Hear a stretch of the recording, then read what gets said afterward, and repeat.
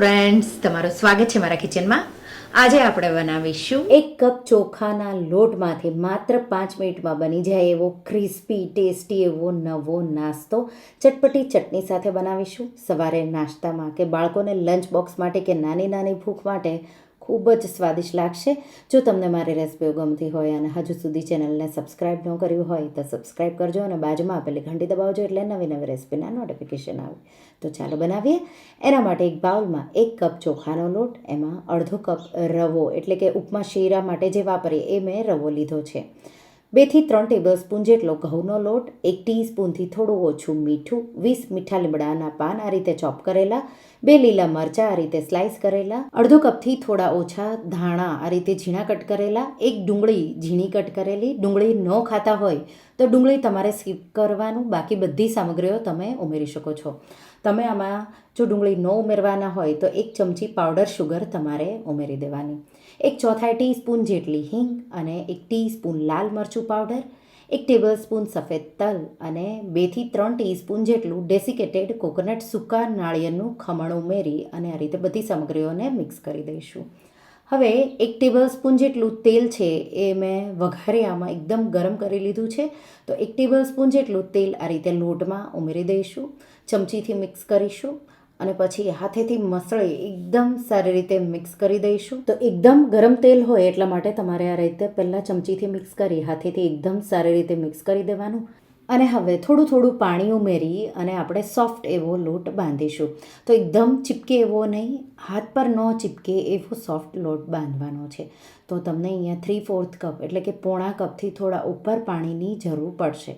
તો થોડું થોડું પાણી તમારે છાંટતા જવાનું અને લોટને આ રીતે તમારે બાંધી લેવાનો. તો લોટ બંધાઈને તૈયાર થઈ ગયો છે. હવે આપણે આમાંથી વડા બનાવીએ એ પહેલાં તેલ ગરમ કરવા મૂકી દઈશું. તો તેલ મેં પહેલેથી ગરમ કરવા મૂકી દીધું હતું. તેલ ગરમ થઈ ગયું છે. આ રીતે લોટમાંથી નાનો એવો લુવો લેશું અને લુવાને હથેળીમાં આપણે આ રીતે ફેરવી, તો હથેળીનો જે પાછળનો ભાગ છે એ તમારે આ રીતે પ્રેસ કરી પૂરીની જેમ શેપ છે એ હથેળીમાં જ આ રીતે આપી દેવાનો. તો આ રીતે આપણે તૈયાર કરીશું. તો તમે જોઈ શકો છો એકદમ સિમ્પલ એવું, કોઈ વણવાની ઝંઝટ નહીં. હાથમાં હથેળીથી તમારાથી જેટલી પાતળી થાય એવી પાતળી તમારે આ રીતે પૂરી આ આપણે વડા બનાવીએ છીએ તો વડા તૈયાર કરી લેવાના. હવે તેલ ગરમ થઈ ગયું છે. ગેસની ફ્લેમ મીડિયમ હાઈ સાઈડ રાખીશું. આ રીતે 3 એકસાથે વડા આવશે એટલે આપણે એ ઉમેરી દઈશું અને મીડિયમ ફ્લેમ પર 1 મિનિટ જેવા આપણે એક સાઈડથી ફ્રાય કરીશું. પછી આપણે એની સાઈડ ચેન્જ કરી અને બીજી સાઈડથી પણ 1 મિનિટ જેવું મીડિયમ ફ્લેમ પર ફ્રાય કરીશું અને પછી ગોલ્ડન અને ક્રિસ્પી થાય ત્યાં સુધી 2 સાઈડથી આપણે એને તળીશું. હવે જે બીજા હું વડા બનાવી રહી છું એમાં થોડો શીંગનો પાવડર, અધકચરો વાટેલો શેકેલી શીંગનો પાવડર છે અધકચરો જેવો, એ પણ મેં થોડો ઉમેર્યો છે. તો આ રીતે તમે જોઈ શકો છો ગોલ્ડન અને ક્રિસ્પી એવા વડા થઈ ગયા છે. એ હું બહાર કાઢી લઈશ અને બીજા વડા હું ઉમેરી દઈશ. તો કિચન પેપર પર કાઢવાના અને છૂટા છૂટા રાખવાના. ડુંગળી આપણે ઉમેરી છે એના લીધે થઈને સોફ્ટ ન થઈ જાય એ તમારે ધ્યાન રાખવાનું. તો ઠંડા થાય પછી જ તમારે એને એકસાથે રાખવાના. તો થોડો મેં શીંગનો અધકચરો પાવડર અડધામાં ઉમેર્યો, તમે બધામાં પણ ઉમેરી શકો છો. હથેળીઓ ઉપર તેલ લગાવી દેવાનું. આ રીતે એક લુવો લઈ લઈશું અને આપણે આ રીતે હથેળીનો જે પાછળનો ભાગ છે આ રીતે લુવું બરાબર કરી અને આ રીતે થાપી અને તૈયાર કરી લઈશું. તો આ રીતે તૈયાર છે. એ જ રીતે હું બીજા બધા પણ તૈયાર કરી લઈશ. તો આ રીતે બીજા પણ ક્રિસ્પી થઈ તૈયાર થઈ ગયા છે. આપણે આ કર્ણાટક સાઉથના ફેમસ મધુર વડાઈ બનાવ્યા છે. તો જો ડુંગળી ન ઉમેરો તો એમાં નેચરલી થોડો મીઠો ટેસ્ટ નહીં આવે, એટલા માટે તમારે થોડી 1 ટીસ્પૂન જેટલી દળેલી ખાંડ ઉમેરી દેવાની અને એકદમ ટેસ્ટી, ખાવામાં ખૂબ જ ટેસ્ટી એવા લાગે છે.